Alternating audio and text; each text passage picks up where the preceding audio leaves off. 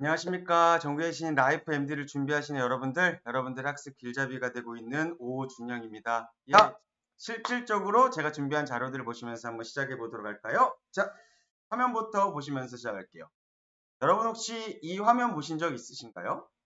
자, 여러분 이 화면에 있는 이게 저희가 예전에 많이 봤던 제가 즐겨봤던 드라마인데요.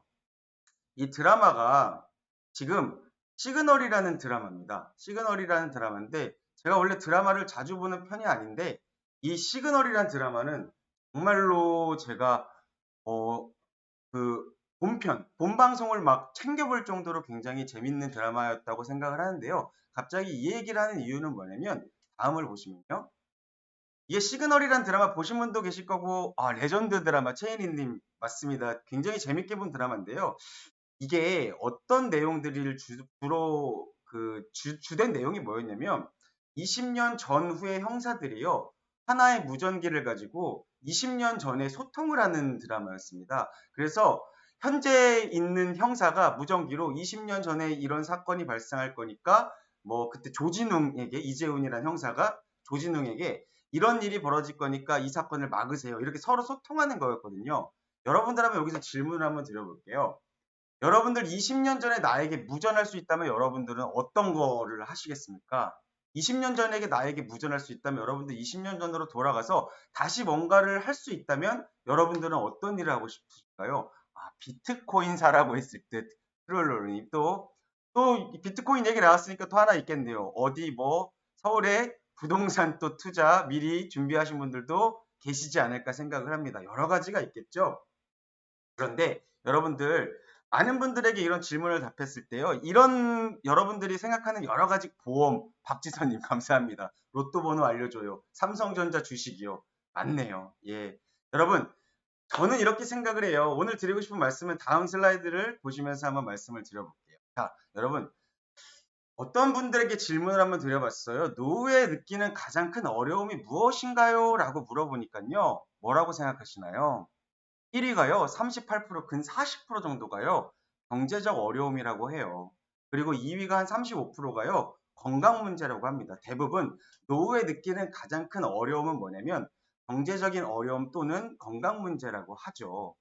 그리고 그럼 다음을 한번 볼까요? 그러면 노후의 경제적 어려움을 느끼지 않기 위해서 우리가 뭘 할 수 있느냐라고 했을 때 저는 우리 3층 보장 배웠었잖아요. 1층은 사회보장이었고 2층은 기업보장이었고 마지막 3층이 개인보장이었죠. 늙어서 돈 없으면 서럽겠죠. 그럴 맞습니다. 네. 신혜님, 신혜님 이틀 동안 제가 안 들어오셨어. 첫날은 분명히 기억이 나거든요.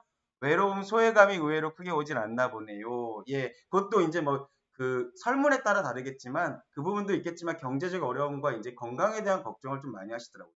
자, 반갑습니다, 신혜님. 왜 빨리 연금저축을 시작해야 하나? 개인연금을 왜 준비하냐라고 물어보니까 저는 답을 이렇게 한번 여러분들에게 드릴 수 있을 것 같아요.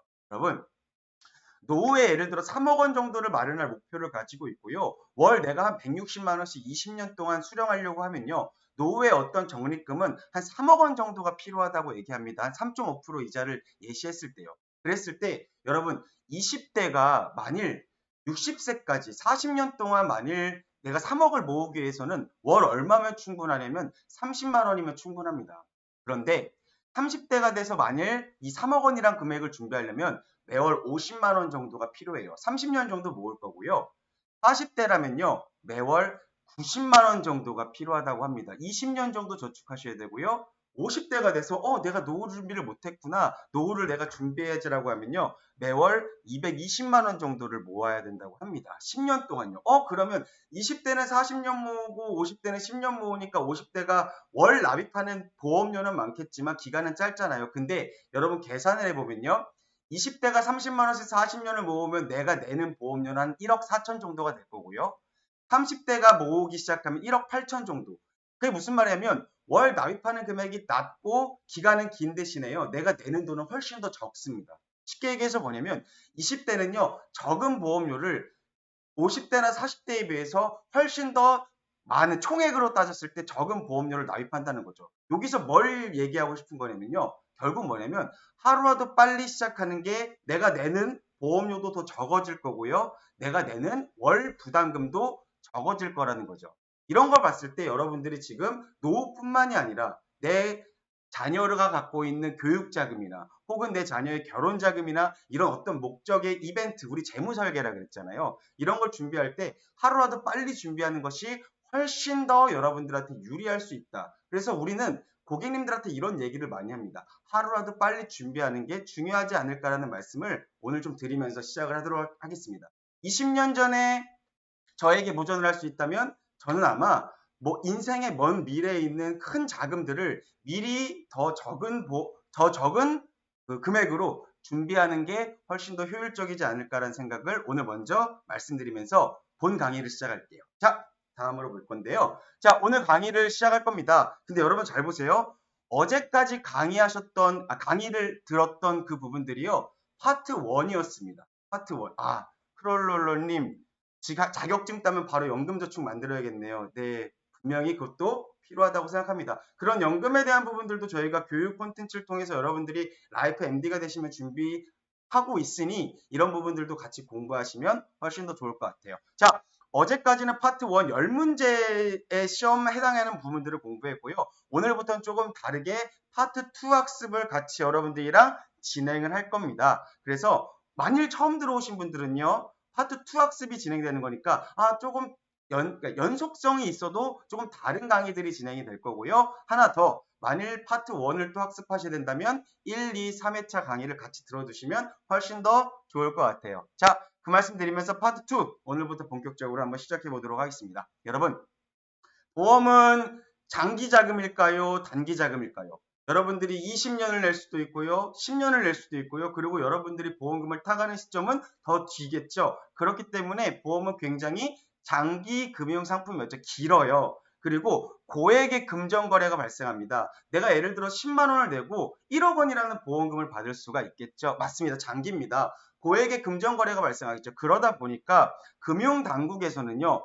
감독을 해야겠죠. 왜? 보험회사가 잘 운영되고 있는지 아니면 보험업 자체를 잘하고 있는지를 뭐 해야 됩니까? 감독해야 됩니다. 그 감독의 세 가지 방식을 오른쪽으로 시험 문제 출제합니다. 자, 세 가지 볼까요? 오른쪽. 첫 번째, 이경환님, 새벽에 지난 방송 듣다가 잠이 들었네요. 깨어나신 다음에 다시 들으시면 좋을 것 같습니다. 오늘 잘 들으시고요. 오늘은 졸지 마시고. 예, 윤지현님 안녕하세요. 자, 강의 진행할게요. 공시주의 있습니다. 여러분, 공시가 뭘까요? 좀 어려운 용어죠. 공시는 쉽게 생각하세요. 알린다라고 생각하시면 됩니다. 여러분, 우리는 보험회사는요, 고객들한테 모든 것들을 알려야 됩니다. 그걸 공시라고 하고요. 그 감독을 공시주의라고 합니다. 그래서 기업은요, 재무제표나 영업보고서 같은 주요 정보들을요, 고객에게 공시합니다. 알려준다는 거죠. 그걸 공시주의라고 합니다. 두 번째, 준거주의를 볼까요? 준거주의, 준거 딱 봐도 뭐냐면 법에 관련된 겁니다. 보험 사업을 하기 위해서 보험회사가 만들어지려면 일정한 법에 의거해서 허가를 받는 것들을 준거주의라고 합니다. 자, 그런데 여러분 기억하세요. 제일 중요한 건 세 번째입니다. 실질적 감독주의가 가장 중요하다. 왜? 문제에 많이 출제하니까요. 보험회사가 만일 설립을 해요. 그리고 경영을 하고 보험회사가 만일 부도가 나거나 해산을 했을 경우에 계속적으로 처음부터 끝까지 계속적으로 감독하는 걸 뭐라 그러냐면 꼭 기억하세요. 실질적 감독주의다. 왜 중요하냐면요. 우리나라가 지금 이거 쓰고 있거든요. 그래서 실질적 감독주의 중요하다. 꼭 기억하세요. 공시, 준거, 실질적 감독주의 중요하지만 그중 제일 중요한 건 실질적 감독주의다. 왜? 우리나라에서 쓰고 있으니까요. 꼭 기억하시면 될 것 같습니다. 자, 다음 넘어갈게요. 자, 다음은요. 보험 모집에 관련된 얘기를 좀 드려볼 겁니다. 여러분, 보험 모집이 뭘까요? 모집했다. 제가 만약 보험 설계사예요. 라이프 MD입니다. 제가 보험을 모집했다라는 건 우리가 쉽게 생각해서 뭐라고 생각할 거냐면 판매했다라고 생각하지만 여러분, 판매는 아닙니다. 이유는 뭐냐면 사실 보험 설계사가 판매한 게 아니라 보험회사에서 판매한 거예요. 근데 보험회사가 일일이 여러분들을 만나 뵙고 청약이라는 걸 할 수 없기 때문에 보험 설계사가 그 가운데 있어서 중개 또는 대리하는 행위를 하는 겁니다. 그래서 보험 설계사는 계약자로부터 뭘 받는다 그랬죠? 청약을 받고요. 그리고 바로 계약된 거 아니라 그랬죠? 너무너무 중요하다 그랬죠? 30일 안에 보험회사는 뭐 해야 됩니까? 승낙해야 된다 그랬죠? 그래서 여러분 기억하세요. 보험 설계사는 판매하는 사람이 아니라 중개 또는 대리하는 사람입니다. 그래서 보험 모집을 할 수 있는 사람은 우리는 통틀어서 뭐라 그러냐면 보험 설계사라고 합니다. 그러면 이 보험 설계사는 어디에다가 등록해야 될까요? 여러분들은 지금 이 시험을 어느 시험을 보고 있는 거냐면 하나생명 시험을 보는 게 아니에요. 생명보험협회에서 주관한 시험을 본다라고 생각하시면 됩니다. 그런데 여기서 시험 문제는 그렇게 출제하지 않아요. 뭐냐면 이렇게 출제합니다. 생명보험협회에다 등록을 하지만 사실 원래 어디서 해야 되냐면 금융위원회에서 해야 됩니다. 근데 금융위원회가 그냥 바쁘다고 생각하시면 될 것 같아요. 금융위원회가 바쁘니까 이거를 누구에게 등록 업무를 위탁했냐면 생명보험협회에다 했다. 그래서 보험설계사가 등록되기 위해서는 금융위원회로부터 등록 업무를 위탁받은 어디요? 생명보험협회에다 등록한다. 기억하시면 될 것 같습니다. 뒤에서도 계속 언급할 거기 때문에 꼭 기억하세요. 뒤로 넘어갈게요. 자, 보험설계사는요. 보험회사에 소속되겠죠. 여러분들이 만약 라이프 MD가 되신다면 어디에 소속될까요? 예, 맞습니다. 하나생명에 소속되시는 겁니다. 그리고 제가 그랬죠. 판매하는 게 아니라 중개하는 사람입니다. 회사에 연결해주는 사람이죠. 계약을. 자, 그래서 보험설계사는요. 하나의 주의를 갖는데 굉장히 중요한 주의를 갖습니다. 그게 뭐냐면 일사전속주의라는 걸 받습니다. 무슨 말이냐? 여러분들이 만약 라이프 MD가 되신다면 하나생명 상품을 판매할 수 있습니다. 그건 뭐 예를 들어 S사나 K사도 다 마찬가지입니다. 다른 보험회사들도 그 보험회사에 소속이 되면 그 보험회사 상품만 판매할 수 있습니다. 그거를 뭐라 그러냐면 일사전속주의, 하나의 회사에 전속되어 있다라고 보시면 됩니다. 그런데 아니에요. 내가 아는 하나생명 설계사는 하나손해보험도 판매하던데요. 유일하게 예외를 두고 있는 제도가 하나 있죠. 오른쪽에 보시는 교차 모집 제도를 통해서 유일하게 여러분들이 맞습니다. 유일하게 여러분들에게 하나의 회사를 더 할 수 있게 만들어 놓은 제도가 교차 모집 제도입니다. 일사전속주의 사항의 유일한 예외 사항이고요. 자, 어디를 선택할 수 있느냐? 자, 볼게요. 저희 하나생명에 소속되어 있겠죠, 여러분들은. 근데 여러분들이 어디를 선택할 수 있냐면 다른 한 곳의 손해보험회사를 선택해서 그 손해보험 상품을 판매할 수 있게 만든 제도를 교차 모집 제도로 한다. 자, 기억하세요. 여러분들을 일사전속주의 제도에 해당해서 생명보험 하나만 판매할 수 있지만 한 회사만 판매할 수 있지만 유일하게 교차 모집 제도를 통해서 손해보험 한 곳을 찍어서 판매할 수 있더라. 그래서 우리 짱형 사모님도 지난번에 질문해 주셨잖아요. 교차 모집 제도 어떻게 해야 돼요? 예, 여러분 하나생명 라이프 MD가 되신 다음에 하나손해보험을 교체하셔서 여러분들이 하나손해보험 상품도 판매하시면 됩니다. 그걸 뭐라 그러냐? 교차 모집 제도라 그런다. 기억하시면 될 것 같습니다. 자, 다음 볼게요.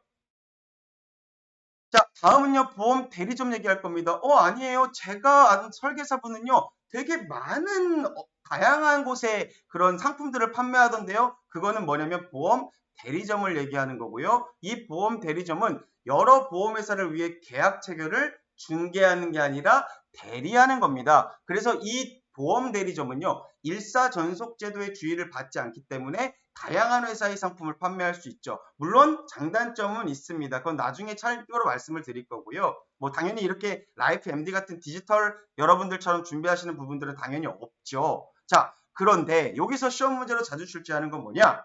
왼쪽에 가운데를 보시면요. 이 보험 대리점도 등록을 해야 될 거 아닙니까? 어디다 등록할까요? 맞아요. 보험 설계사랑 똑같습니다. 생명보험협회에 등록을 하는데 어디에 등록 업무를 위탁받아야 될까요? 맞아요. 금융위원회, 바쁜 금융위원회로부터 등록 업무를 위탁받은 생명보험협회에 등록한다. 제가 왜 자꾸 금융위원회를 강조하는지 옆에서 말씀을 드릴 거예요. 자, 그리고 아래에 있는 걸 잠깐 보시면요. 자, 근데 보험 대리점은요. 여러 회사를 판매하다 보니까 영업보증금이라는 걸 예탁해야 됩니다. 자, 예를 들어 볼까요? 제가 A라는 보험 대리점을 제가 A라는 보험 대리점이에요. 근데 제가 한화생명 상품을 판매하고 싶어요. 그러면 저희 대리점은요. 한화생명에 얼마를 내야 되냐면 1억 원 한도에 영업보증금을 내야 됩니다.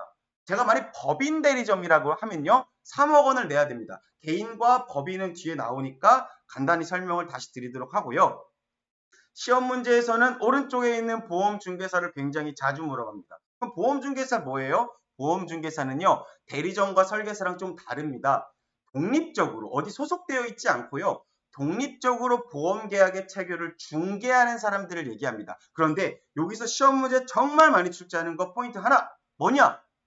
이분들은요, 금융위원회로부터 위탁받은 뭐 생명보험협회에 등록하는 게 아니라 무조건 어디서 등록하는 거냐면 금융감독원에 합니다.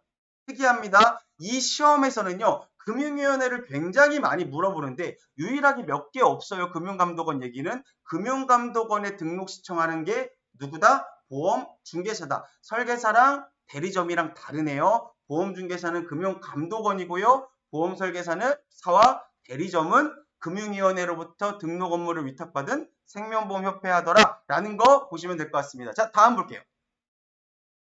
자, 그러면 보험설계사는 어떤 요건을 갖춰야 될까요? 자, 신규 등록 보험설계사. 아마 여러분들이 대부분 신규 처음 들어오시는 분들일 겁니다. 우리 라이프 MD 분들이. 라이프 MD 분들은 그럼 뭐 해야 될까요? 자, 주황색으로 동그라미 쳐져 있죠? 설계사 자격시험을 합격해야 됩니다. 지금 여러분들이 공부하는 시험이라고 생각하시면 됩니다. 그리고 플러스 교육과정을 20시간 이상 이수하셔야 됩니다. 뒤에 여러분들이 이수를 하실 거고요. 자, 그리고 밑에 볼게요. 교육을 이수한 다음에 1년 이내 시험 합격하거나 또는 시험 합격 1년 이내에 교육 이수하시는 경우는 신규 등록 보험 설계사가 될 수 있습니다. 자, 그런데 신규 등록이 아니라 과거에 경력이 있는 보험 설계사로 활동하신 분들이 있는 분들은요, 조금 달라요. 시험 합격이 면제되는 경우들이 있거든요. 그건 뭐냐? 자, 볼게요. 등록일로부터 3년이 경과되지 3년 안에 있고요. 내가 생명보험 관계 업무에 예를 들어서 설계사를 1년 이상 한 경우 그리고 교육을 이수한 분들은요. 경력 등록 보험 설계사가 될 수 있어요. 뭘 물어볼까요? 빨간색 글씨를 물어볼 겁니다. 등록일로부터 몇 년 이내요? 보험 설계사 3년 이내 그리고 관계 업무에 몇 년 이상 종사한 경우 1년, 3년, 1년 보험 설계사 꼭 기억하시고 넘어가시면 좋습니다. 다시 한번 3년, 1년 기억하세요. 다음 넘어갈게요. 자, 그러면 보험 모집 가능한 사람 누굴까요? 여러분, 보험 모집 누가 가능할까요? 제가 보험회사 직원입니다. 지금 직원이죠. 저 보험 모집할 수 있을까요? 보험 쉽게 얘기해서 그냥 판매할 수 있을까요? 예, 저 판매할 수 있어요. 다만 안 되는 사람들을 물어봅니다. 누구 안 될까요? 대표이사 안 됩니다. 사회이사 안 됩니다. 감사 및 감사위원 안 됩니다. 자, 그러면 쉽게 외우는 방법 알려드릴게요. 사자 들어가면 보험 모집 불가능합니다. 기억하세요. 사자 들어가면 보험 모집 못합니다. 그리고 일반적인 보험회사 임직원들 다 판매 가능하다, 모집 가능하다라고 보시면 될 것 같습니다. 시험 문제 당연히 뭘 물어볼까요? 사자 물어보겠죠. 안 되는 분들 기억하시면 좋을 것 같습니다. 자, 다음 넘어갈까요? 자, 돌발 퀴즈입니다. 여러분 댓글 준비해 주시고요. 댓글 준비해 주시고 네, 돌발 퀴즈 한번 진행해 보도록 하겠습니다. 자, 여러분 지난번에 말씀드렸죠. 꼭 제가 몇 글자 입력해 달라고 할 거고요. 오타는 오타다시면 너무 죄송하지만 다른 분들도 열심히 쓰셨기 때문에 오타나신 분들은 좀 정답으로 인정 안 하는 거 하나 기억하시면 될 것 같습니다. 이경환님 보험중개사 금융감독원 맞습니다. 꼭 기억하세요. 돌발 퀴즈 시작하도록 하겠습니다. 자, 소비자를 보호하기 위해 보험회사 또는 보험업 자체를 감독하고 있죠. 우리나라는 세 가지 주의 중 어떤 방법을 사용하고 있을까요? 설립, 경영, 해산, 처음부터 끝까지 다 한다 그랬죠. 5글자 적어주세요. 5글자. 주의자 적어주셔도 되고요. 백지영님, 이경민님. 예. 프롤로니제님. 네, 다 맞으셨습니다. 자, 5분 드릴 겁니다. 5분. 자, 네, 너무너무 잘했습니다. 정말 빠르게 정말 정말 감사합니다. 많이들 올려주시는데요. 위에 5분 저희가 드릴게요. 댓글창 조금만 올려주시겠습니까? 예. 위에 5분 한번 드려볼게요. 자, 좀만 내려주시면. 네. 박지현님, 백지영님, 이경민님, 이채연님, 임수정님 예, 이렇게 5분 저희가 드리도록 하겠습니다.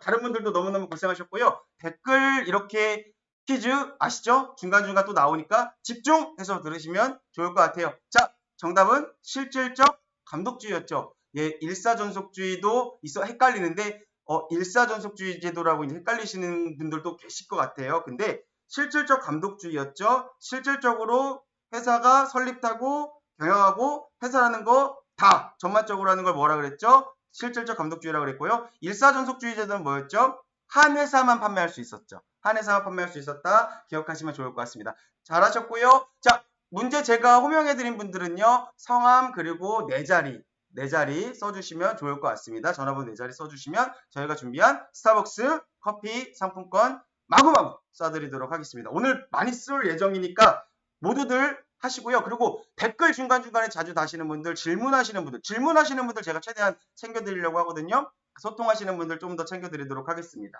네, 감사합니다. 자, 다음 넘어갈게요. 다음 넘어가고요. 자, 다음 볼까요? 보험 설계사가 되지 못하는 경우들이 있어요. 자, 어떤 부분들이 보험 설계사가 되지 못할까요? 자, 맨 위에부터 볼까요? 피성년 후견인 또는 피한정 후견인. 약간 정신적으로 조금 의사결정하기가 좀 어려운 상태를 얘기합니다. 그래서 이 피성년 후견인이랑 피한정 후견인은요. 쉽게 생각해서 이렇게 생각하세요. 그냥 후견인의 도움이 필요한 상태더라. 이런 분들은 보험 설계사가 익숙하지만 되지 못한다. 기억하시고요. 두 번째, 파산 선고됐습니다. 근데 복권되지 않은 사람은 안 됩니다. 근데 복권된 사람은 어떨까요? 예, 용어가 좀 어렵죠. 근데 이게 용어를 조금 객관식으로 냅니다. 시험 문제를. 그러니까 눈으로 좀 많이 익혀주세요. 피성년 후견인, 피한정 후견인. 예, 후견인이죠. 후견인. 후견이 필요하다. 후견인의 도움이 필요하다. 요 정도 그냥 기억하시면 될 것 같고요.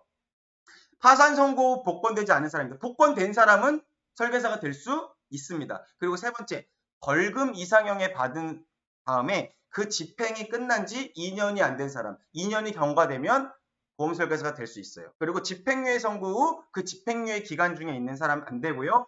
등록이 취소됐어요. 좀 안 좋은 일로 취소가 됐겠죠. 안 좋은 일로. 그리고 2년이 경과되지 않은 사람. 그리고 보험료를 유용한 다음에 보험료에 사고가 난 다음에 3년이 경과되지 않은 사람. 그래서 여기서 좀 중요한 거는요. 파산 선고가 받은 다음에 복권되지 않은 사람 그리고 피성년 후견인, 피한정 후견인 정도는 알아두시면 좋을 것 같습니다. 자, 그렇게 말씀을 드리도록 하고요. 다음 넘어갈게요. 자, 여러분. 자, 보험 설계사 등록 및 말소하기 전에 잠깐 여러분들에게 질문 한번 드려볼게요. 여러분, 라이브 학습도 이렇게 진행을 하고 있고요. 아, 사고가 나면 잘리나요? 예, 제가 답변 간단히 들어볼게요. 사고가 나면요, 일반적으로 보험회사에서 뒤에 나오겠지만요, 해촉을 하는 경우들이 있습니다. 예, 보험 사고가 나면. 그러니까 사고가 났다라는 거는 단순한 보험 사고가 난 게 아니라 이 설계사 분이 뭐 안 좋은 정말 보험 사기에 연루된 경우는 당연히 법적인 제재를 받기 때문에 보험에서 해촉이 되는데 이 해촉이란 용어는 뒤에 말씀을 드릴 겁니다. 그거에 대해서는 자세히 뒤에서 말씀을 드릴게요. 여러분, 이 학습을 하는데 여러분 댓글 한 번만 달아주시겠어요? 이게 제 질문입니다. 퀴즈가 아니라. 여러분들 지금 시간 적당하신가요? 10시 정도 시간 하시는 거예요? 아니면 시간 정도 괜찮으신지 한번 제가 답을 듣고 싶습니다. 중간중간에. 예. 아, 괜찮으세요? 네, 괜찮으신 분들도 계시고. 그럼 여러분들 만일 이게 저녁 8시에도 여러분들 8시 정도 시간 정도 때는 여러분들은 어떠세요? 만일 여러분들은 8시 정도? 저녁 8시요. 아, 대부분 좋다고 하시죠. 감사합니다. 너무 감사하고요. 8시 정도는 어떠신가요? 시간대가. 아, 저녁 8시가 더 좋아요. 저녁 드세요. 예. 8시가 괜찮아. 바쁘신 분들도 계시고, 오전이 좋다, 힘들다, 아, 괜찮아. 아, 정말 반반 정도 나누시네요. 네, 육아 중이시다. 맞습니다. 다양하시죠? 그럼 여러분 제가 하나만 또 질문 드리고 싶은 게 있어요. 여러분 지금 제가 아무래도 이 교재 내용이 너무 많다 보니까 10일 정도 이렇게 진행을 하고 있거든요. 근데 다음 주 정도에 저희가 생각하는 게 뭐냐면 한 하루 이틀 정도만 해서 완전히 요약한 쪽집게 강의를 저희가 준비하려고 해요. 총정리입니다. 그건 진짜 말 그대로 한 2시간 하루에 2시간 정도 좀 길게 해서 제가 정말 나오는 걸 완전 요약해서 여러분들에게 총정리를 드리려고 지금 준비 중에 있습니다. 몇몇 분들이 그런 식으로 요청을 드렸거든요. 그래서 다음 주에 한 이틀 정도는 완전 총정리를 하고요. 하루 정도는 시험 문제 나오는 거 시험 문제만 쫙 한번 풀어볼 거예요. 같이. 그러면 여러분들 그게 도움이 될까요? 그걸 한번 여러분들에게 질문 드려보고 싶어요. 여러분들 또 들어도 되거든요, 그거를. 여러분들은 더 유리하실 거예요. 왜냐면 제가 하는 지금 11차 학습을 거의 다 학습하신다면 사실 한 번쯤은 이 교재를 다 본다고 생각하시면 되거든요. 시험 문제 좋고 도움 되실까요? 알겠습니다. 여러분 그러면 그런 부분들도 여러분들 고려를 한번 해보도록 할게요. 아, 좋습니다. 아, 그렇죠. 예, 감사합니다. 그런 것들 준비 한번 해보도록 할게요. 자, 다음으로 돌아올게요. 아, 총정리 도움 100%. 감사합니다. 자, 아까 말씀드렸죠. 제가 아까 성함이 누구였죠? 제가 잠깐 죄송합니다. 기억이 잘 안 나는데. 자, 위촉, 해촉, 등록, 말소 한번 기억해 드릴게요. 자, 위촉이 뭐냐? 처음 듣는 용어 많으실 겁니다. 위촉 뭐냐면 라이프 MD 될게 사인하는 게 위촉입니다. 나 보험 설계사들께 사인하는 게 위촉이라고 생각하시면 돼요. 해촉은 뭘까요? 아, 내가 이제 더 이상 보험 설계가 하기가 어려울 것 같아요. 나 이제 해촉할게요. 그냥 회사에다가 나 이제 그만하겠습니다를 밝히는 게 시험씨가 오늘 대충 알려주신다는데 강쌤님 말씀드리겠습니다. 요거 페이지만 하고 바로 말씀드릴게요. 해촉은 뭐냐면 내가 이제 그만 다니겠다 그러니까 의사 표현을 하는 게 해촉이에요. 그럼 등록이 뭐냐? 등록은 위촉한 사람들을 어딘가에 등록한다 그랬죠. 제가 어디다가 등록한다 그랬죠? 금융위원회로부터 위탁받은 생명보험협회에다가 한다 했죠. 그럼 등록은 어디다 하는 거냐면 협회에다 하는 거죠. 말소는 뭡니까? 또 이제 그만 완전히 끝내는 거죠. 쉽게 얘기해서 뭐냐면 위촉과 해촉은 맨 밑에 보이시죠? 어디서 합니까? 보험회사에서 하는 거고요. 등록과 말소는 어디서 하는 겁니까? 보험협회에서 한다. 라고 생각하시면 돼요. 그래서 위촉하면 등록하고요. 해촉하면 말소한다. 이렇게 순서대로 진행된다라고 보시면 됩니다. 자, 그리고 보험사에서 등록하면 어디다가 할까요? 보험회사를 통해서 아까 보험협회에다가 등록 신청한다 그랬죠? 그리고 보험사에서 등록 기억하세요. 직접 신청 불가능합니다. 회사를 껴서 해야 된다는 걸 꼭 기억하시면 됩니다. 자, 다음 보시면서 그 전에 아까 말씀드릴게요. 중간에 여러분들 시험 시간 말씀드릴게요. 여러분 지금 여러분들이 시험 신청하면 여러분들이 갈 수 있는 그런 시험장은요 이미 거의 정해져 있죠. 서울에 계신 분들은 남대문 쪽으로 가실 거고요. 지방에 계신 예를 들어 저는 충청도 사람입니다만은 충청도 같은 경우는 대전에 위치해 있죠. 시험 장소는 정해져 있습니다. 여러분들 시험 시간은 제각각입니다. 9시부터 거의 4시까지 시험이 이루어지고 있고요. 사실 그거는 언제 나오냐면 여러분들이 예를 들어서 18일 날 시험을 보신다면 17일 오전쯤에 나와요. 그래서 저희가 오전에 나오자마자 협회에서 그 시간이 나오면 여러분들에게 예를 들어 18일 날 시험을 보시면 17일 전날에 여러분들 오전에 그걸 안내할 수밖에 없습니다. 왜냐? 이건 저희 회사에서 보는 시험이 아니라 아까 제가 뭐라 그랬죠? 생명보험 협회에서 보기 때문입니다. 리 MJ님 대전입니까? 예, 그러니까 알겠습니다. 대전 꼭 시험 잘 응시하시면 될 것 같고요. 네, 회사에 알려야 됩니까? 예, 시간대 때문이죠. 근데 이게 저희가 사실은 시간을 미리 공지해드리면 너무 좋을 텐데 이게 협회에서 전날 오전에 나오다 보니까 저희도 몇 시인지 예상할 수가 없어서 그 부분은 여러분들께 좀 양해를 말씀드리도록 하겠습니다. 이게 저희가 어떻게 일단 할 수 있는 부분들이 조금 많이 어려운 부분이라서요. 그런 부분들 생각하시면 될 것 같아요. 네, 날짜는 정해져 있어 다행입니다. 감사합니다. 네네네. 자, 보험설계사 말소 볼게요. 이제부터 잠깐 돌아와서요. 보험설계사 말소부터 보도록 하겠습니다. 자, 아까 그랬죠. 보험회사에다가 해촉 신청하면 뭐 한다 그랬죠? 말소되죠. 그 프로세스를 잠깐만 볼게요. 가운데 보험설계사가 해촉 신청합니다. 어디다가 할까요? 보험회사에다가 신청하겠죠. 그럼 보험회사는 위촉 계약을 종료시키겠죠. 해촉한 겁니다. 그러면 보험회사는 이거 어디다가 알릴까요? 말소 신청을 아까 어디다 한다 했죠? 보험협회에다가 합니다. 그럼 보험협회에서 말소 완료가 되겠죠. 그럼 그 보험 설계사는 다른 보험회사 등록이 가능합니다. 자, 제가 그랬죠? 일사전속주의제도 한 회사에 소속된다 그랬으니까 다른 회사에 소속될 거면 당연히 해촉을 하고 말소를 해야겠죠. 맨 위에 볼까요? 보험회사를 통해서 말소를 처리합니다. 그런데 등록은 무조건 회사에서 한다 그랬죠. 근데 말소는 좀 다릅니다. 직접 말소할 수가 있어요. 생명보험협회를 직접 방문하던가 아니면 기억하십시오. 홈페이지를 통해서도 말소 처리할 수 있습니다. 요거 기억하시면 됩니다. 시험 문제에 나옵니다. 기억하시면 될 것 같습니다. 자, 그리고 증빙서류는요. 해촉증명서 원본 또는 해촉신청서 내용증명 원본이나 신분증 등을 참고하시면 증빙서류를 가지고 여러분들이 직접 말소할 수 있다라는 거 기억하시면 좋을 것 같아요. 자, 다음 넘어가겠습니다. 자, 다음 보시면요. 자, 보험 대리점입니다. 보험 대리점이고요. 보험 대리점도 마찬가지입니다. 시험 합격하셔야 되고요. 20시간 이수하셔야 됩니다. 그런데 1년 안에 1년 교육 이수 다 동일한데 자, 기억하십시오. 보험 대리점 경력 같은 경우는요. 아까 우리 설계사는 몇 년이었죠? 기억나세요? 보험 설계사는 몇 년이었죠? 예, 3년 이내에 1년간 종사했었죠. 대리점 다릅니다. 몇 년일까요? 4년 이내에 2년. 다르죠? 그러니까 시험 문제 출제할까 안 할까요? 예, 출제합니다. 보험 설계사는 3년에 1년, 그리고 보험 대리점은 4년에 2년 기억하시면 아주 좋을 것 같아요. 자, 그리고 아까 제가 개인 대리점이랑 법인 대리점 잠깐 설명드린 데 있죠. 제가 여지껏 설명드렸던 대리점은 그냥 개인 대리점이라고 생각하시면 될 것 같아요. 그리고 신혜님, 강세님 잘하셨습니다. 법인 대리점은 어떻게 할까요? 법인 대리점은 연수과정을 이수한 사람이나 이번에 관계 업무 아까 2년 종사해야 됐죠? 2년 종사한 사람 중 1명 이상이 대리점에 있어야 됩니다. 그리고 일사전속주의 대리점이다 보니까 해당되지 않았죠? 당연히 계약을 대리해주는 역할을 하겠죠. 자, 그 부분 보시면 될 것 같아요. 자, 11월 12일 목요일 오후 3시 시험 차수가 안 된다고 여러분들 긴급하게 지금 담당자분 연락 왔습니다. 자, 다시요. 11월 12일 목요일이죠. 오후 3시에 여러분들 안내가 간대요. 예, 지금 방금 들어온 겁니다. 지금 방금 들어왔습니다. 라이브의 묘미네요.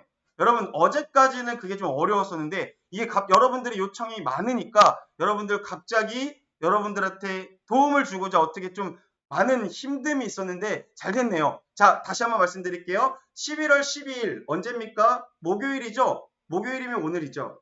다음 주죠? 다음 주죠? 다음 주 목요일 날 오후 3시에 여러분들 안내가 갈 것 같아요. 안내해 드린다는 거 안내해 드릴게요. 혹시 시험 시간 나오면 날짜 변경 가능한가요? 예, 날짜 변경은 일단 저희가 그 D- 시험 신청 3일 전에 2일 전까지 저희가 가능한 걸로 알고 있거든요. 자, 그 부분 제가 정확히 죄송합니다. 지금 저희가 좀 확인 중에 있으니까요. 이 부분은요. 날짜 변경 가능한가요? 저희가 확인한 다음에 다시 말씀을 드리도록 할게요. 일단 12일 날 오후 3시 시험 차수 시간 안내해 드린다는 거 말씀을 드리도록 할게요. 강쌤님 그 질문에 대해서는 저희가 답변을 다시 드리도록 할게요. 자, 일단 저희가 강의를 또 진행해야 되다 보니까 다음 보시면서 진행하고요. 중간중간에 좀 나오는 그런 여러분 질문에 대한 건 답변을 뒤에 드리도록 하겠습니다. 자, 다음 볼게요. 일단 신유정님 저희가 그 답변도 바로 드리도록 하겠습니다. 자, 다음 볼게요.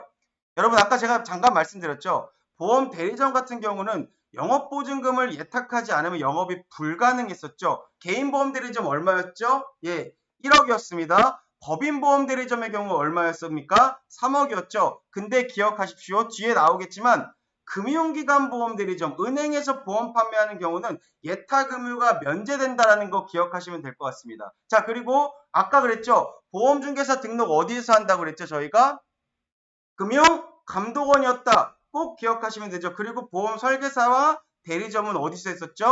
금융위원회로부터 등록 업무를 위탁받은 보험협회에서 했었죠. 자, 그렇기 때문에 여기서 이제 우리가 중요하게 생각하는 거는 보험중개사 같은 경우는 영업 개시 7일 전까지 이 영업보증금을 예탁해야 된다. 7일 전까지도 기억하시면 훨씬 더 좋을 것 같아요. 자, 다음 넘어가시면 될 것 같습니다. 여러분들에 대한 답변들은요. 댓글을 통해서도 그러니까 저희가 나가고 있으니까 여러분 댓글 보시면 될 것 같아요. 중간중간 댓글 보시면 질문에 대한 답변을 조금 정확하게 드리도록 하겠습니다. 자, 금융기관 보험 대리점 볼게요. 자, 아까 금융기관 보험 대리점 뭐였죠? 영업보증금 있었나요? 면제다라는 거 꼭 기억하시면 됩니다. 1억 3억 없어요. 면제입니다. 1억 3억 없고 면제라는 거 말씀드리고요. 이제 변경은 11월 10일까지만 가능하다. 말씀을 드리도록 할게요. 라이브로 말씀드립니다. 변경은 11월 10일까지만 가능하고요. 자, 다시 강의 내용 볼게요. 금융기관 점포내 지정된 장소에서만 대면 모집이 가능합니다. 자, 이게 무슨 말이냐면 여러분 은행에서 보험 판매하시는 거 보셨죠? 한 창구에서 보험을 판매합니다. 그거를 쉽게 생각하세요.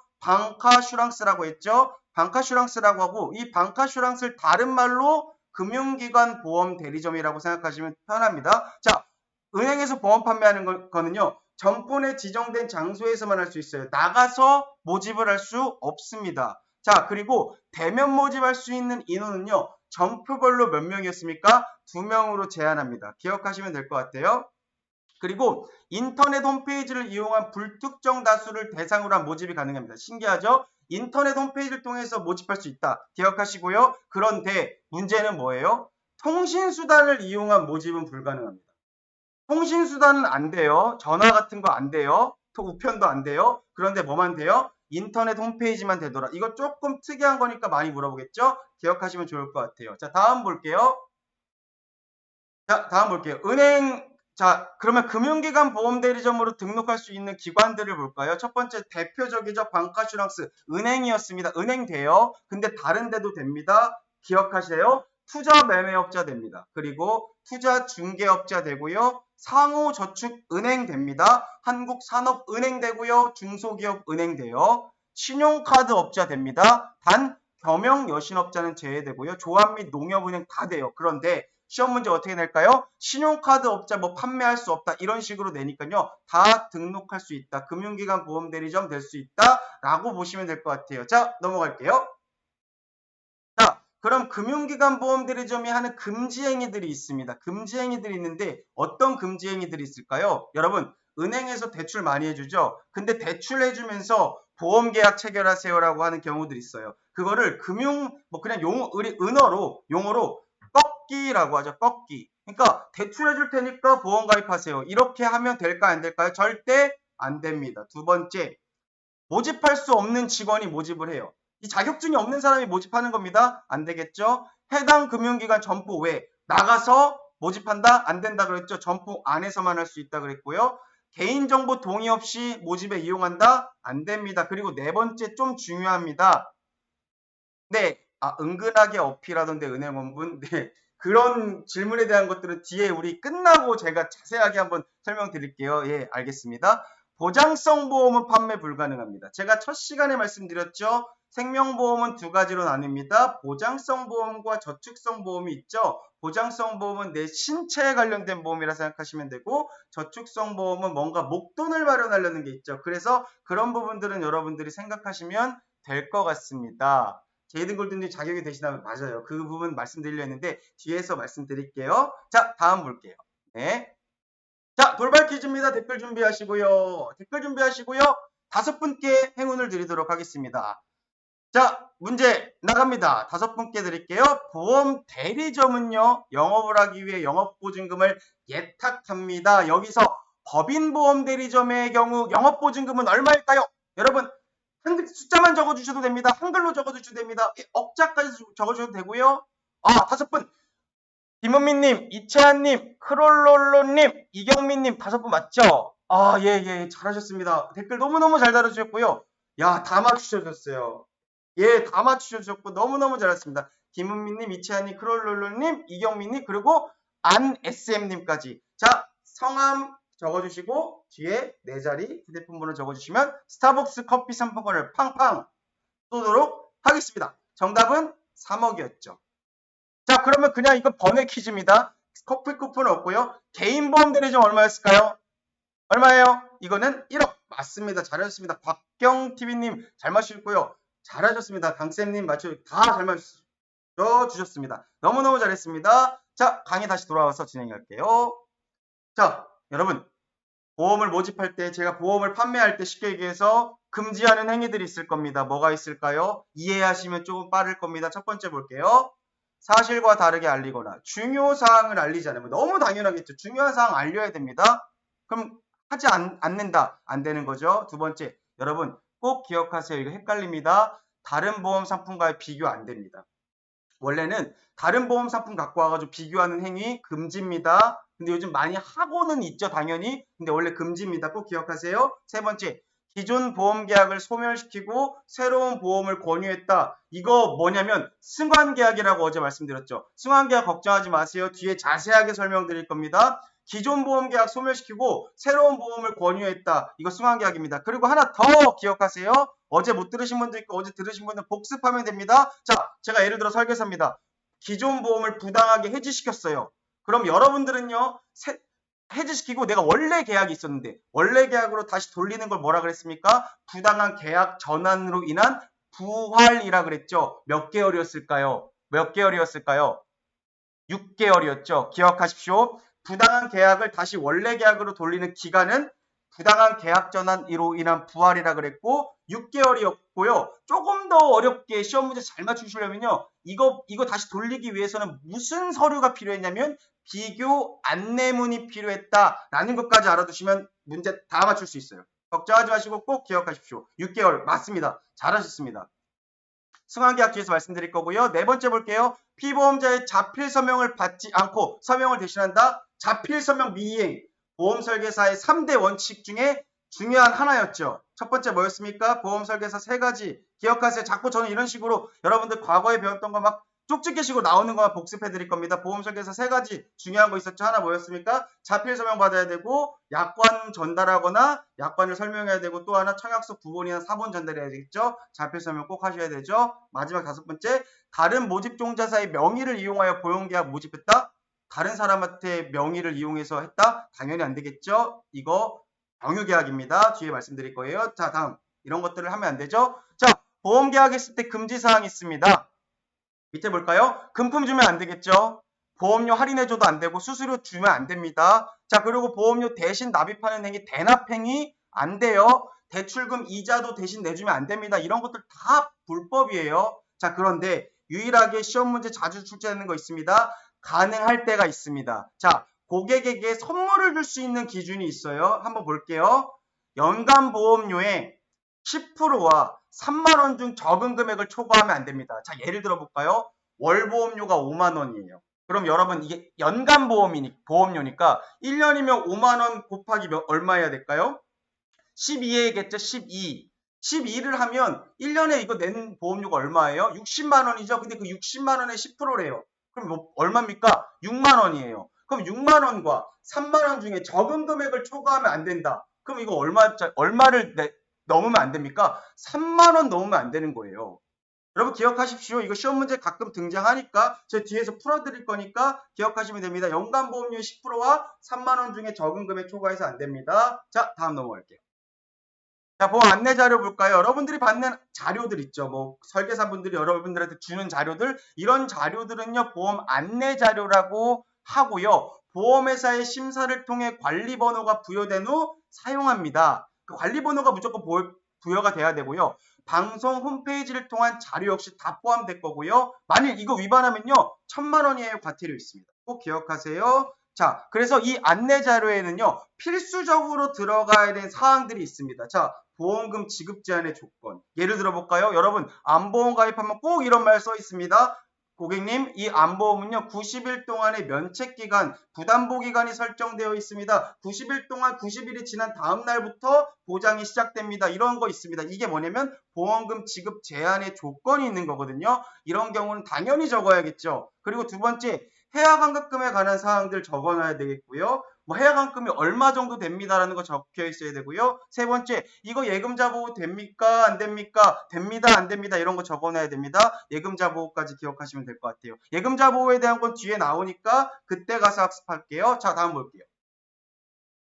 자, 여러분 전화로 전화로 보험 가입해 본 적 있으신가요? 전화로 가입하신 분들 있으실 겁니다. 그걸 우리가 뭐라 그러냐면 통신수단을 이용했다. 전화 통신수단을 이용했다. 통신수단을 이용한 모집의 경우에는요. 여러분 기억하십시오. 우편이나 팩스를 통해서 여러분 청약서, 계약서에다가 여러분들이 직접 사인하셔야 됩니다. 그런데 전화를 이용한 모집은 녹취를 통해 자필서명 의무의 면제가 가능합니다. 그거를 기억하시면 될 것 같아요. 그래서 나 전화로 가입하는데 나 사인한 적 없어요. 그런 경우에는요. 자필서명 면제가 가능했기 때문이다라는 거 기억하시면 될 것 같습니다. 그리고 밑에 그림 하나 있죠? 그림 한번 볼까요? 자, 보험회사가 여러분들 고객에게 보험료는 얼마고요? 보장 범위는 어떻게 되고 보험금 지급 사유는 이런 거 다 설명을 하려는데 만일 고객님께서 저 괜찮습니다. 저 설명하지 말아주세요. 저 그냥 다 알고 있고요. 설명하지 말아주세요 라고 하면 이거 뭐냐면 계약자의 설명을 거부하는 경우가 있죠. 생략 가능합니다. 기억하세요. 고객이 계약자가 설명을 거부하는 경우에는요. 이런 것들 설명 생략 가능하다라는 거 기억하시면 좋을 것 같습니다. 그리고 맨 밑에 볼게요.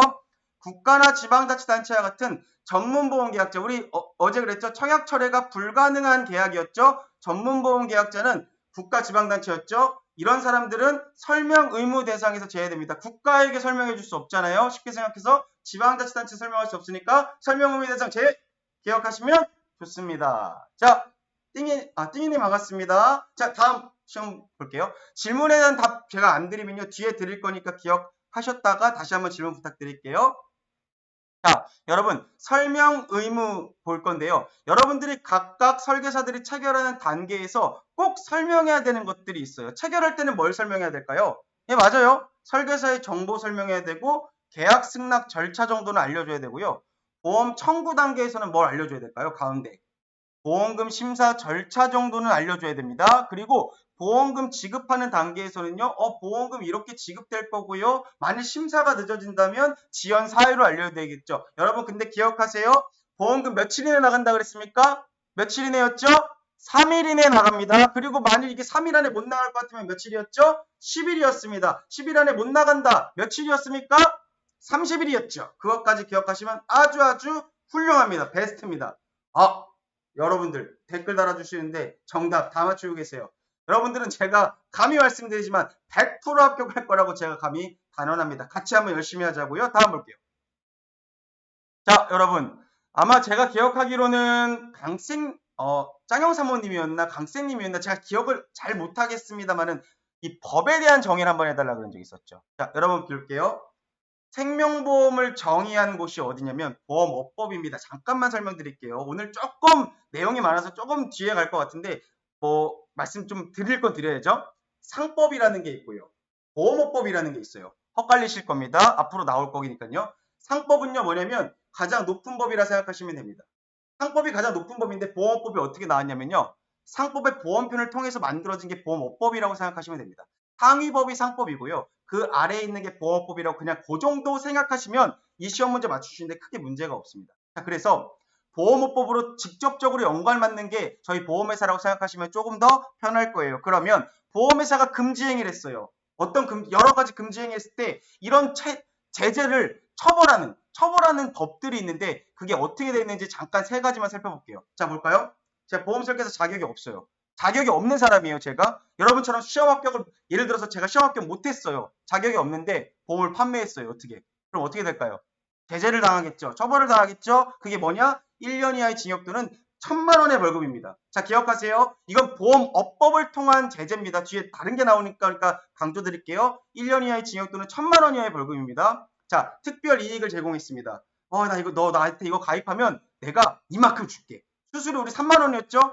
그 금품 줄 수 있는, 선물 줄 수 있는 기준이. 근데 그거를 훨씬 넘어서 내가 이거 줄게.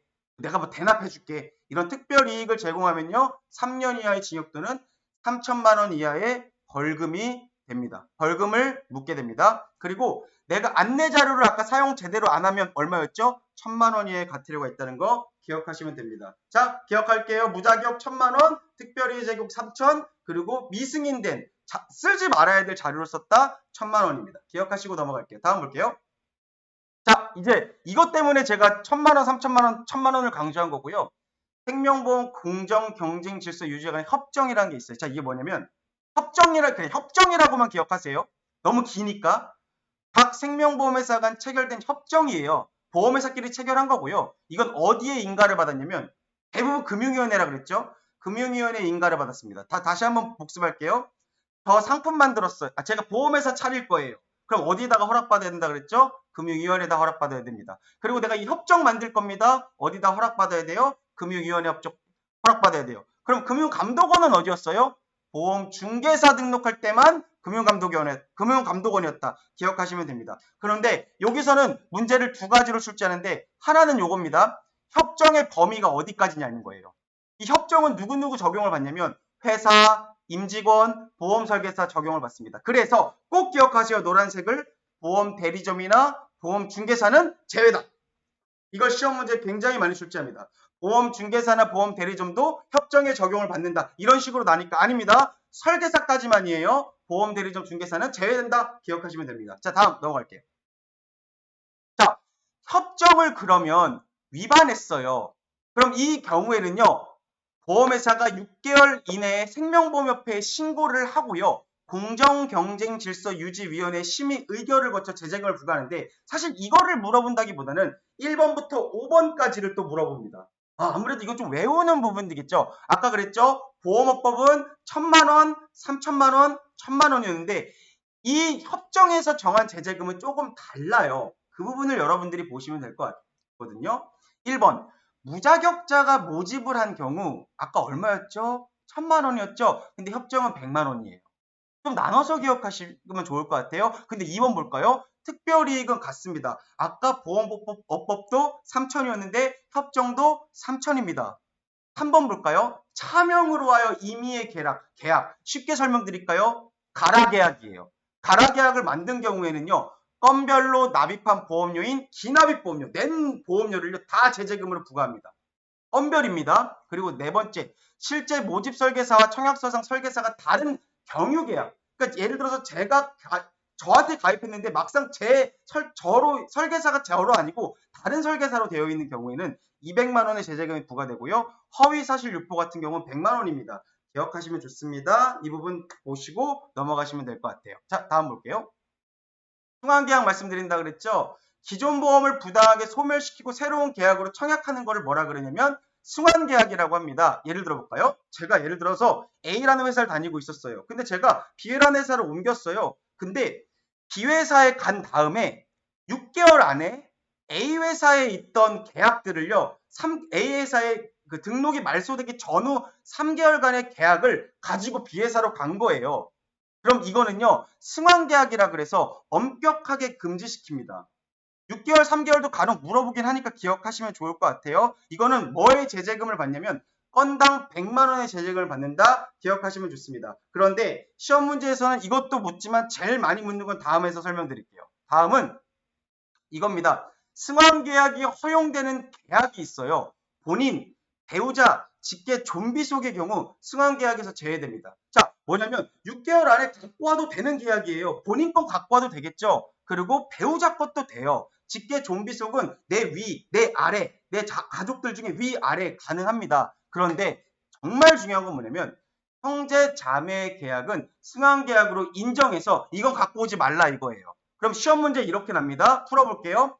승환계약에서 제외되는 건수는 몇 건인가? 제가 예를 들어서 본인 건수가 3개가 있고 배우자가 3건이 있고 형제가 2건이 있고 부모가 2건이 있었어요. 그럼 여기서 제외되는 건 몇 건일까요? 자, 승환계약 나쁜 겁니다. 인정 나쁜 거니까 형제자매건 저희가 승환계약이었죠. 그러면 승환계약이니까 이거는 승환계약 인정되는데 갖고 와도 되는 건 뭐였죠? 본인, 배우자, 부모였죠? 맞습니다. 예, 댓글 잘 달아주시는데 2건이겠죠? 형제 걸 뺀 나머지는 다 승환계약에서 제외된다는 거 기억하시면 좋을 것 같아요. 자, 문제 이런 식으로 나니까요. 걱정하지 마시고 다음 넘어갈게요. 자, 다음 보시면요. 우수인증 설계사 제도 이제 마지막입니다. 끝났는데요. 자, 우수인증 설계사 제도 뭐냐? 2008년부터 연도 기억을 하셔도 됩니다. 생명보험협회에서 우수한 설계사에게 주는 제도입니다. 그럼 여러분들이 뭐 자료를 뽑으시면요. 우수인증 설계사 마크가 뜨는데요. 굉장히 자랑스러운 겁니다. 굉장히 우수한 설계사란 겁니다. 근데 기준이 있어요. 이 기준을 묻겠죠. 첫 번째, 동일 회사에 몇 년 이상 재직해야 될까요? 3년 이상 재직해 하셔야 됩니다. 그리고 밑에 월납 초회보험료는요. 평균 80만 원 이상이 되셔야 되고 연소득이 전속 설계사 평균 이상. 그러니까 일반적인 설계사보다 내 소득이 평균 이상 돼야 된다라고 보시면 될 것 같아요. 그래서 80만 원 정도 기억하시면 되고요. 13회차 유지율 90% 이상. 예를 들어 볼까? 13회차는 뭐냐면 1회차를 그냥 한 달로 생각했을 때 13회차는 계약이 1년 된 거예요. 그럼 예를 들게요. 제가 10건을 1년 동안 10건을 모집했다 했을 때 9건 이상 살아있어야 되는 거예요. 그리고 25회차는 당연히 2년이겠죠. 2년 동안 계약한 게 80% 이상 유지돼 살아있어야 된다는 거죠. 그렇게 보시면 될 것 같아요. 그리고 맨 마지막 네 번째, 직전 1년 동안에 품질 보증 해지나 민원 해지나 무효가 없어야 됩니다. 그러니까 한마디로 고객에게 올바르게 판매했다는 거예요. 1년 동안에 한 건 없어야 됩니다. 모든 계약들이 올바르게 판매됐다라고 보시면 됩니다. 민원이 없어야 됩니다. 그래서 인증기간은 몇 년이냐면 한 번 받으면 평생 동안 쓰면 좋겠지만 여러분 바뀌잖아요. 민원이 걸릴 수도 있고 유지가 바뀔 수도 있기 때문에 이 인증기간은 몇 년이냐면 1년을 부여해 줍니다. 언제부터냐면요. 올해 해당 연도 6월 1일부터요. 다음해 5월 31일까지 저희가 이렇게 1년 동안 부여한다. 기억하시면 됩니다. 자, 다음 볼게요. 자, 돌발 퀴즈입니다. 마지막 돌발 퀴즈입니다. 댓글 한번 잘 보시면 되겠네요. 우수설계 어렵네요. 아닙니다. 할 수 있습니다. 제이드 골드님 할 수 있고요. 그렇게 할 수 있게 저희가 분명히 도움을 한번 드려볼게요. 자, 돌발 퀴즈 준비하시고요. 댓글 준비하시고요. 자, 나갑니다. 보험법에서는요. 보험설계사가 자격이 없는 무자격인 상황에서 모집을 한 경우 1년 이하의 징역 또는 얼마만 원 이하의 벌금을 통해 제재하고 있습니다. 얼마일까요? 오타 안 됩니다. 한글로 적으셔도 되고요. 박세란님, 김은민님, 신진희님, SM님, 장영사모님. 나머지 분들도 다 맞추는데 정답 공개할게요. 5분 잘하셨고요. 휴대폰, 내 자리, 그리고 이름 적어주시면 좋겠습니다. 1000만 원이었죠. 자, 그러면 제가 그냥 시험 때문에 이제 이거는 퀴즈 아닙니다. 물어볼게요. 보험업법 말고요. 여러분, 협정에서 무자격자 얼마였죠? 협정에서 무자격으로 하면 제가 얼마라 그랬죠? 100. 제일 맞습니다. 100. 지금도 전 답을 달아주시는데 100만 원이었죠? 기억 김은미님 감사합니다. 다 잘하시네요. 자, 그렇게 보시면 되고요. 넘어갈게요. 자, 시험은 공부는 여기서 끝났습니다. 오늘 좀 시간이 많이 지났네요. 그래서 여러분들 혹시나 1시간 정도 예상했으니까요. 저희가 만일 시간이 너무 없으신 분들은요.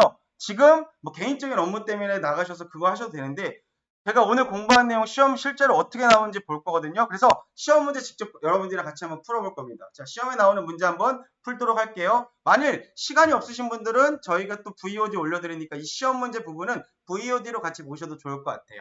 자, 잘하셨고요. 다음 중 시험 문제 같이 풀어볼게요. 보험 감독 방식에 대한 설명으로 맞는 것은 찾는 겁니다. 맞는 것 찾는 거고요. 1번, 우리나라는 준거주의 감독 방식을 채택하고 있다.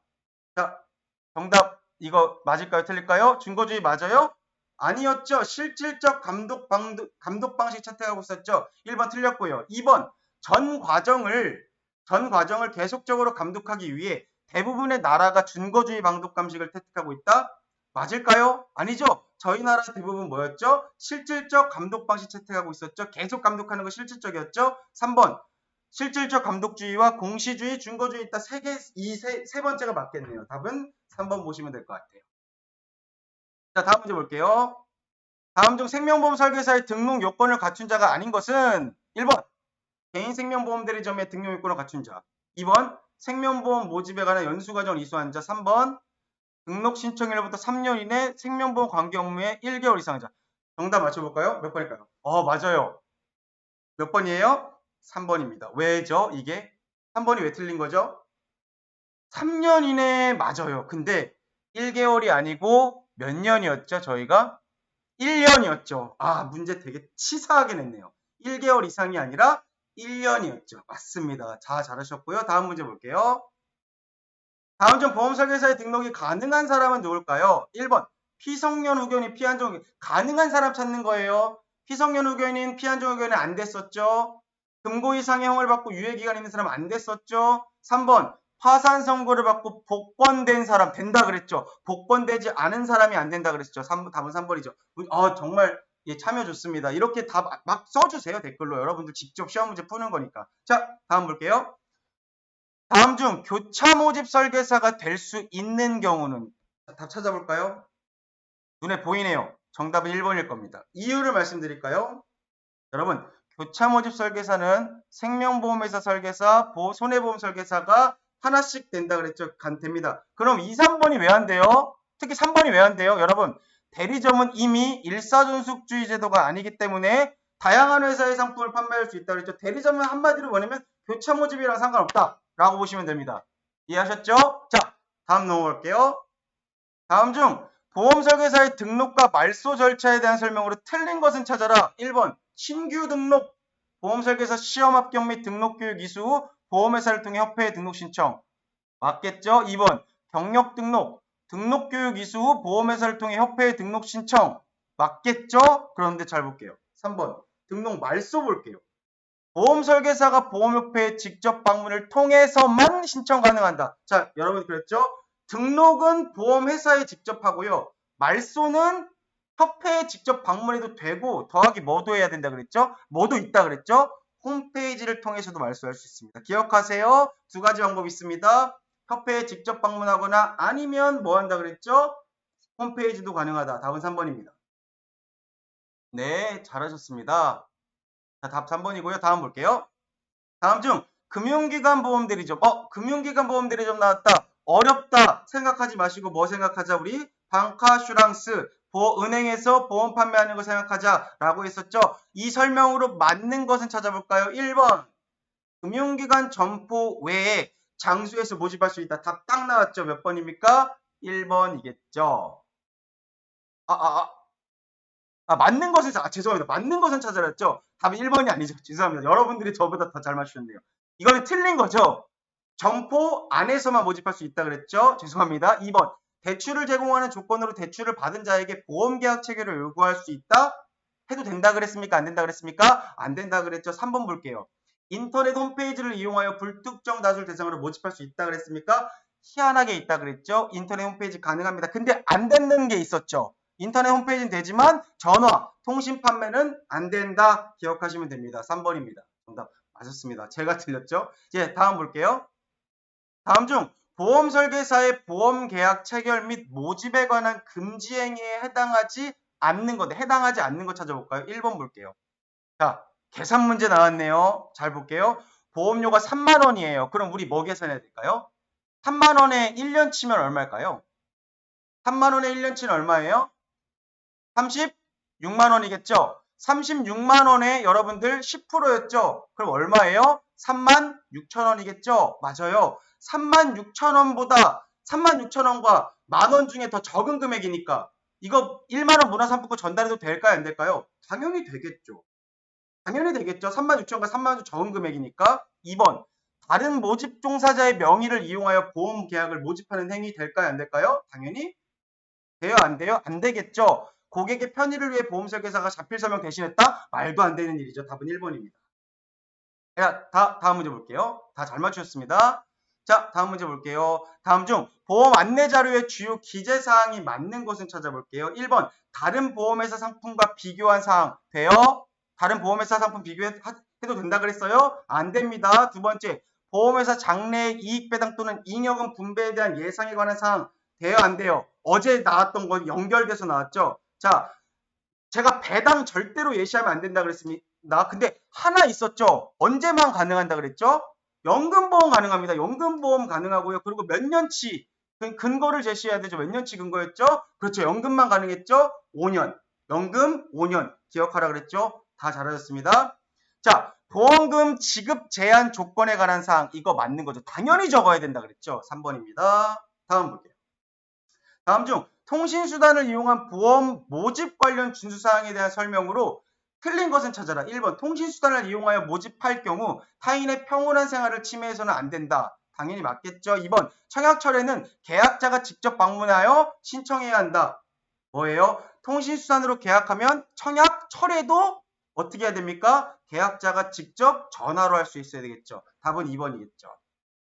네, 맞습니다. 통신수단을 이용하여 모집하는 자는 보험 모집을 할 수 있는 자였는데 당연히 맞겠죠. 자, 다음 넘어갈게요. 우수인증 설계사.